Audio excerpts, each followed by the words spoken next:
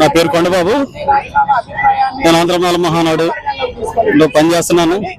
అంటే మాకు ఇదివరకు మాల మహానాడు ఏమన్నా ఇప్పుడు ఒకటే మాల మహానాడుగాను చేయబోతున్నాము.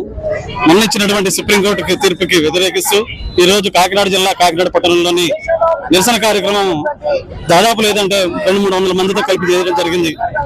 ఈ సుప్రీంకోర్టు ఇచ్చినటువంటి తీర్పు ఒక ఎస్సీ మాలలకి వ్యతిరేకంగా చేసినట్టుగాను, మోడీ అనే కేడి అక్కడ ఉన్నటువంటి మన మందాకృష్ణ మాదిగలను ఆర్ఎస్ఎస్ వాళ్ళతో భావజాలని ఆయనకి నూరు పోసి సుప్రీంకోర్టులోని ఆయనకి చెప్పే విధంగా చెప్పించి ఈ యొక్క వర్గీకరణ అంశాన్ని లేవనెచ్చి వర్గీకరణ చేయడం జరిగింది. అది భారత రాజ్యాంగం పట్ల చెల్లుబాటు కాదు. అంటరాని 59 కులాలను కూడా విడదీయడానికి వీలు పడదు. దీన్ని విడదీస్తే మాత్రం మేము ఊరుకునే ప్రసక్తి లేదు. ఎప్పుడైతే మేము 2025లోని హైకోర్టు ఇచ్చిన తీర్పు ఏదైతే ఉందో ఆ తీర్పు చెల్లుబాటు కాదన్నది అని తీర్పిచ్చిందో, ఇప్పుడు సుప్రీంకోర్టు వెంటనే ఎలా తీర్పు చెల్లుబాటు అవుతుంది? అది ఇక్కడ కాదు, అక్కడ కాదు కదా. అక్కడ భారత రాజ్యాంగం ఓటు ఉందా? ఇక్కడ భారత రాజ్యాంగం ఓటు లేదు కదా. కాబట్టి భారత రాజ్యాంగంలోని 59 కాలాలు విభజింపబడకుండా ఉండడానికి మేము భారీ ఎత్తున ప్రతి రాష్ట్రంలోని కూడా మేము ఉద్యమిస్తామని సందర్భంగా తెలియజేస్తున్నాం.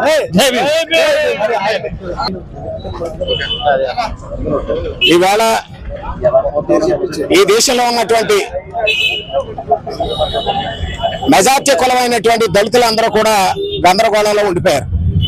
ఏదైతే సుప్రీంకోర్టు ధర్మాసనం పేరు మీద 6 జడ్జిలు ఇచ్చినటువంటి తీర్పు పట్ల ముఖ్యంగా దళితులందరూ ఏదో పర్టికులర్ గా ఆంధ్రప్రదేశ్ లోను తెలంగాణలోను ఒక వర్గం అయితే కొద్ది సంతోషం వ్యక్తం చేస్తున్నప్పటికీ దేశవ్యాప్తంగా ఉన్నటువంటి మెజార్టీ దళిత వర్గం అంతా కూడా తీర్పును నిరసిస్తా ఉన్నారు.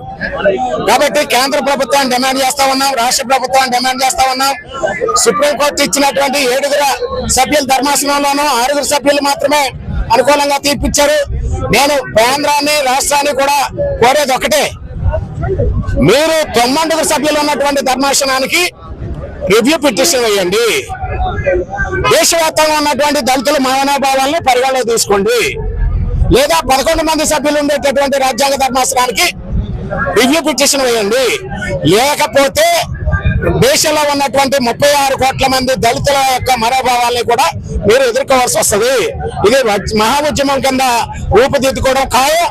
ఇది దేశంలో ఉండేటటువంటి పార్టీల యొక్క వాళ్ళ యొక్క మనోభావాలని పరిస్థితిని కూడా పరిగణలోకి తీసుకొని దళితులు నిర్ణయాలు తీసుకుంటారని ఈ సందర్భంగా తెలియజేస్తా ఉన్నాను. నా పేరు సెట్టుపత్రుల కుమార్ రాజా, నేను అన్నవరం సర్పంచ్.